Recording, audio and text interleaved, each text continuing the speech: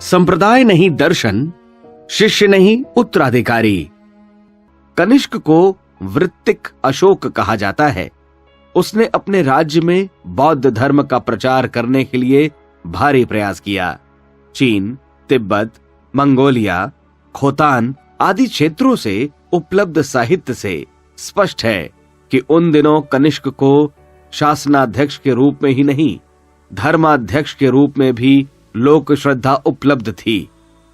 मध्य Asia में बौद्ध धर्म की जड़ जमाने का बहुत कुछ श्रेय कनिष्क को दिया जा सकता है, जिसने प्रचारकों के लिए सभी आवश्यक सुविधा सामग्री उपलब्ध की और प्रजा को उसके अनुगमन के लिए प्रोत्साहित किया। उसने अपनी राजधानी पेशावर में 13 मंजिला एक बुद्ध स्मारक स्तूप बनवाया, जो 9वीं शताब्दी तक खड़ा रहा। उन दिनों उसे संसार की उच्चतम इमारत में गिना जाता था। वेल्स लिखित अंडरलाइन ऑफ हिस्ट्री में कहा गया है कि यूनान और बौद्ध धर्म का भारी प्रभाव पड़ा। अशोक के 250 वर्ष बाद इस क्षेत्र के जूडिया प्रदेश में ईसा उत्पन्न हुए। उनकी शिक्षाओं पर बुद्ध दर्शन का प्रभाव अत्यंत स्पष्ट है।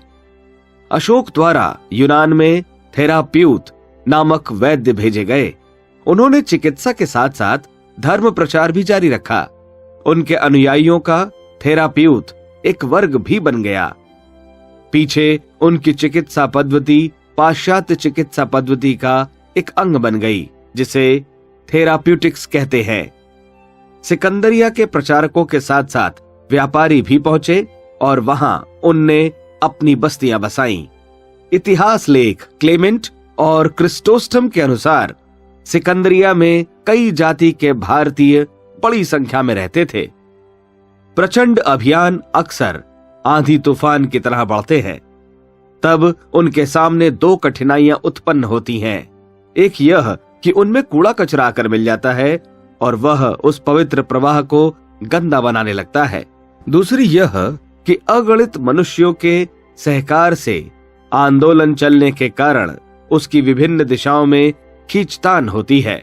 कोई प्रवाह को एक दिशा में ले जाना चाहता है तो कोई दूसरी दिशा में। इन 2 कठिनाइयों के कारण सदुद्देश्यपूर्ण अभियानों के सामने भी उनके असफल हो जाने का खतरा उत्पन्न हो जाता है। दूरदर्शी नेतृत्व इन दोनों चट्टानों से बचाकर जहाज को आगे बढ़ाता है। बुद्ध के नेतृत्व में आरंभ हुई विचार क्रांति को भी इन 2 कठिनाइयों का सामना करना पड़ा।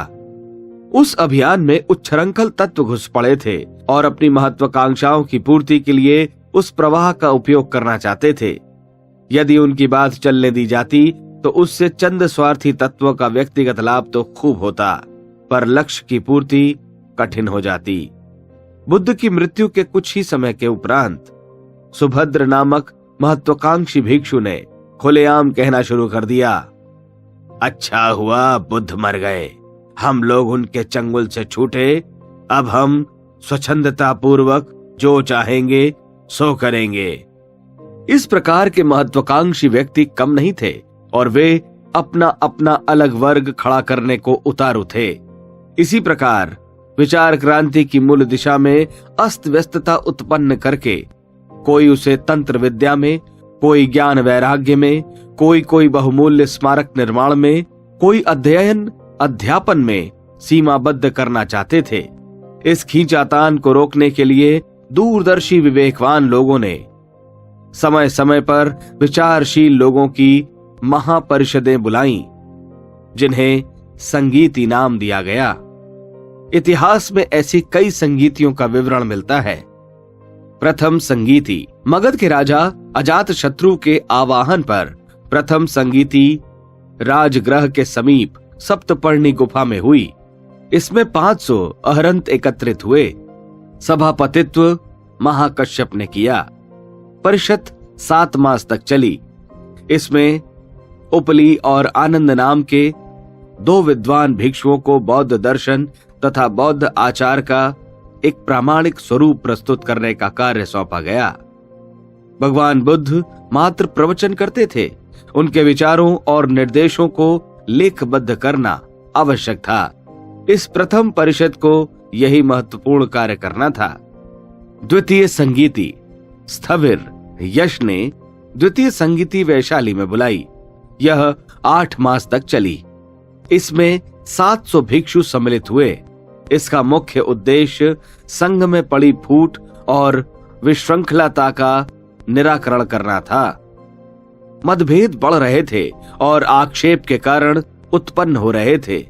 भिक्षुओं का आचार गिर रहा था और वे मर्यादाओं को तोड़कर मनमानी करने पर उतारू थे। इसीलिए इस संगीति में ऐसे निर्णय किए गए जिनसे स्वेच्छाचार की संघ द्वारा तथा जनता द्वारा भर्त्सना की जा सके। संघ के सदस्यों को अनुशासन में रहने के लिए बाध्य होना पड़े। तृतीय संगीति सम्राट अशोक ने बौद्ध क्रांति को विश्वव्यापी बनाने के उद्देश्य से तृतीय संगीति का आयोजन किया। मौदागली पुत्र तिष्य ने उसका आमंत्रण भेजा। अशोकाराम में 1000 भिक्षु एकत्र हुए। 9 मास तक यह सम्मेलन चला। त्रिपिटक का संकलन कार्य वहीं संपन्न हुआ। सबसे महत्वपूर्ण बात थी भारत से बाहर समस्त विश्व में बौद्ध दर्शन को व्यापक बनाने के लिए प्रभावशाली कार्यक्रम की रूपरेखा तैयार करना। योजना सुनिश्चित हुई और 9 प्रचारक मंडल देश देशांतरों को भेजे गए। पहला मंझांतिक, दूसरा महादेव, तीसरा राकीवत, चौथा योनधम्म राकीवत, 5वां महाधम्म राकीवत, 6ठा मंझिम आदि, 7वां महाराकीवत, 8वां सोण उत्तर, 9वां महिंद आदि। इन 9 प्रचारकों के नेतृत्व में भिक्षु मंडलियां धर्म विजय के लिए निकल पड़ी और उन्होंने भारत के सुदूर प्रांतों की तथा विश्व के विभिन्न भागों की यात्राओं के लिए कमर कस ली। गांधार, यूनान, अरब, मिस्र, पेगु, सालमीन, लंका, मध्य एशिया, पूर्व द्वीप समूह आदि देशों में यह मंडलियां कष्ट साध्य यात्राएं पूरी करती हुई पहुंची और उन्होंने दूरवर्ती स्थानों में भाषा संबंधी कठिनाइयों का सामना करते हुए धर्म संस्थापना में आशातीत सफलताएं प्राप्त की। बौद्ध साहित्य में महावंश और दीपवंश नामक पाली भाषा के प्रामाणिक ग्रंथों में इन यात्राओं का विस्तार पूर्वक वर्णन है। सम्राट अशोक के 13वें शिलालेख में भी इन प्रचार यात्राओं का वर्णन है। उनमें लिखा है, धर्म विजय देवताओं की विजय है। अंतिम ओन, तुरमय, आतंकिनी, मक, अलिसुंदर राजाओं ने बौद्ध धर्म स्वीकार किया। चौल, पांड्य, ताम्रपर्णी, योन, कंबोज, नाम पंक्तियों, भोजपितनिकों, आंध्र पुलिंदों पर धर्म विजय प्राप्त हुई। इन क्षेत्रों को अब के भूगोल के अनुसार सीरिया, मिस्र, उत्तरी अफ्रीका, एपिरस, मैसेडोनिया, लंका, कंबोज, यूनान कहा जाता है। महावंश के अनुसार कश्मीर और गांधार में 80 सहस्त्र, वनवासी में 60,000, उपरांत में 27,000, महाराष्ट्र में 84,000, योन में 70,000, सुवर्ण भूमि में 60,000 मनुष्यों ने बौद्ध धर्म की दीक्षा ग्रहण की। इन सभी देशों में बौद्ध विहार स्थापित हुए। उनमें धर्म विजय अभियान को आगे बढ़ाने के लिए बड़ी संख्या में भिक्षु भिक्षुणियां प्रशिक्षण प्राप्त करने लगे। चतुर्थ संगीति महाश्रमण पार्श्व ने कनिष्क के प्रोत्साहन से चौथी संगीति बुलाई। उसका आयोजन कश्मीर में श्रीनगर के निकट कुंडल वन में किया गया। सभापति वसुमित्र थे और उपसभापति अश्वघोष। 500 विद्वान भिक्षु उसमें सम्मिलित हुए। त्रिपिटक ग्रंथ के सूत्र, विनय और अभिधर्म अध्यायों पर 1-1 लाख श्लोकों के भाष्य की रचना का निर्माण इसी में हुआ। बौद्ध धर्म में जो मतभेद उत्पन्न हो गए थे उनका निराकरण एवं समन्वय इसी संगीति में किया गया। चुल्लबग, महाबग और दीपवंश बौद्ध ग्रंथों में इन संगीतियों का जो विवरण दिया गया है उसमें कुछ कुछ मतभेद भी हैं। किस संगीति में कितने भिक्षु एकत्र हुए, उनकी संख्या इन ग्रंथों के समान नहीं है। कारण और विवरणों में अंतर है। इस मतभेद के आधार पर प्रथम संगति महाकश्यप ने बुलाई थी। राजा अजातशत्रु ने उसका प्रबंध कराया था। उन दिनों के संघ प्रमुख आनंद पर जो आक्षेप लगाए जा रहे थे उनका निराकरण किया गया। दूसरी परिषद में भिक्षुओं ने उच्च श्रृंखलता बरतनी आरंभ कर दी। उन पर 10 प्रतिबंध लगाते हुए कठोर आचार संहिता निर्धारित की गई थी। तीसरी परिषद में उच्च श्रृंखलता बरतने वाले भिक्षुओं को संघ से पृथक कर दिया गया था। चौथी परिषद में विभिन्न देशों के बीच भाषा संबंधी कठिनाई का हल खोजने के लिए संस्कृत को विश्व भाषा घोषित किया गया था। इन 4 महापरिषदों के अतिरिक्त स्थानीय छोटी छोटी संगतियों के भी विवरण मिलते हैं। महावंश के अनुसार लंका में 3 परिषदें हुई। पहली राजा देवान्नप्रिय तिष्य 247 से 207 ईसा पूर्व के शासनकाल में अरिठट्ट थेर के सभापति में राजधानी अनुराधापुर में संपन्न हुई। इसमें अशोक पुत्र महेंद्र भी सम्मिलित हुए। दूसरी राजा बट्टगामणि अभय 101 से 77 ईसा से पूर्व के शासनकाल में थेर रक्षित की अध्यक्षता में अक्षु विहार में। तीसरी सन 1865 में सिंघल रत्नकर में हिक्कदुवे श्री सुमंगल की अध्यक्षता में थाईलैंड श्याम में 2 परिषदें हुई। एक चिगमाई में राजा धर्म चक्रवर्ती तिलक के शासनकाल में, दूसरी बैंकॉक में मांडले के राजा भिंदीन मन की संरक्षता में प्रथम परिषद हुई, जो राजमहल में 5 महीने तक चली। इसमें 2400 बौद्ध विद्वान एकत्रित हुए। दूसरी परिषद रंगून में हुई। अभिभज महारथ गुरु भदंत रेवत इसके अध्यक्ष थे। इसमें 500 भिक्षु सम्मिलित हुए। लंका, श्याम और बर्मा में हुई उपरोक्त संगीतियों का उद्देश्य सामयिक समस्याओं का समाधान, भावी कार्यक्रमों का निर्धारण एवं धर्म चक्र प्रवर्तन को अधिकाधिक गति देते हुए धर्म विजय के लक्ष्य को अधिक से अधिक समीप लाना था। उपासनात्मक कर्मकांड एवं प्रार्थना प्रवचन भी उनमें होते रहे, पर उन सम्मेलनों का प्रमुख प्रयोजन यही था कि भगवान बुद्ध ने व्यापक अंधकार से जूझने का जो लक्ष्य सामने रखा था, उसमें उनके अनुयायी शिथिलता न आने दें और साहसिक कदम बढ़ाने के लिए संगठित प्रयत्न करें। भगवान बुद्ध अपने उत्तराधिकार में जो त्याग, बलिदान, साहस और पुरुषार्थ अनुयायियों को दे गए थे, उसे उन्होंने बहुत संभाल संजो कर रखा और मिशन को ही अपना जीवित धर्म गुरु मानकर उसे सींचने के लिए शक्ति भर अनवरत प्रयत्न करते रहे। उन दिनों संस्कृत पंडितों की भाषा थी और पाली सामान्य जनों की, पर संस्कृत में भी बौद्ध धर्म को प्रस्तुत करने वाले ग्रंथ लिखे जाते रहे। विद्वानों ने यह साहित्य सृजन इतने उत्साह के साथ किया कि ब्राह्मण धर्म के ग्रंथों का विस्तार उनके सामने हल्का पड़ने लगा। साहित्य सृजन की तरह बुद्ध के अनुयायियों में धर्म संस्थान बनाने के लिए भी बहुत उत्साह रहा। तथागत के जीवन से संबंधित स्थानों में तथा अन्य प्रचार सुविधा के क्षेत्रों में विशालकाय भवन खड़े किए गए।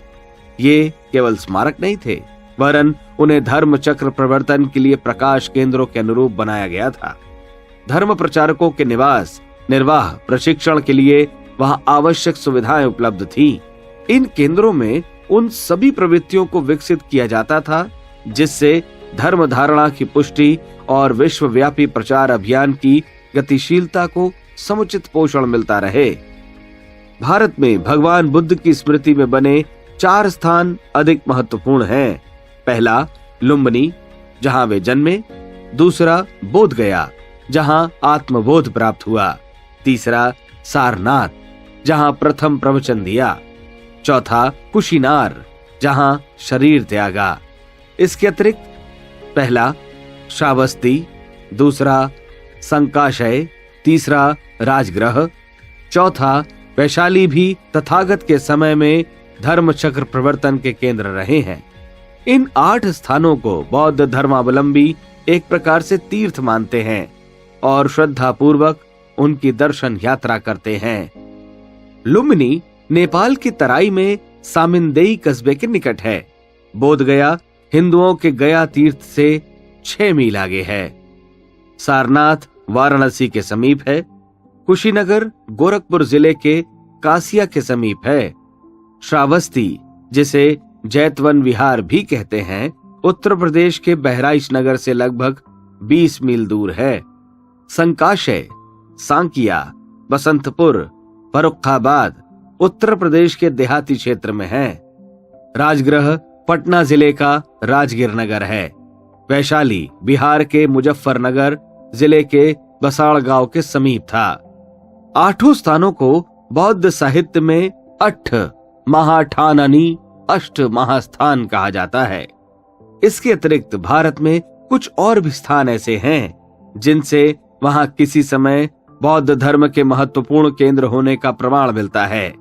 पहला सांची, मुंबई से 541 मील। दूसरा नालंदा, बिहार के राजगीर कस्बे से निकट बड़ा गांव। तीसरा गिरनार, जूनागढ़ सौराष्ट्र से 7 मील समीप ही सिद्धसर की गुफाएं। चौथा तलाजा, भावनगर सौराष्ट्र समीप ही सहना में 62 गुफाएं। पांचवा वल्लभी, भावनगर से 22 मील। छठा कांपिल्य, गुजरात में नवसारी के निकट। महाराष्ट्र प्रांत में भज, कोंडालड़े, पितलखोर, अजंता, वेदसा, नासिक, जुन्नर, कोले, कान्हेरी, गोवा। दक्षिण भारत में नागार्जुन, कोंडा महिओलू, जगप्पपेटा, गुसिवाडा, घंटिशाल, नागपट्टम, श्रीमूलवासम, कांचीपुरम आदि। अमरावती का स्तूप अपने ढंग का अनोखा है। ऐसे सहस्त्रों स्थान अब भी भारत में जहां तहां देखे जा सकते हैं, जहां किसी समय बौद्ध धर्म की साधना तथा शिक्षा के विशालकाय प्रयासों का सहज ही आभास मिलता है। अपने समय में भगवान बुद्ध की प्रेरणा और उनके अनुयायियों की उदारता, कर्मठता ने जो कार्य किया, उससे एक बार भारत भूमि में चिर अतीत की झांकी पुनः होने लगी। लगभग 2.5 लाख भिक्षु और भिक्षुणी सृजन सेना के रूप में भावनात्मक नवनिर्माण के लिए जुट गए। उसका सत्परिणाम भारत में सतयुगी परिस्थितियों के रूप में सामने आया और उन दिनों समस्त एशिया में, समस्त विश्व में एक नवीन उल्लास का संचार हुआ। बौद्ध धर्म के प्रभाव प्रसार की अवधि को उस समय का सुखद सौभाग्य काल कहा जा सकता है।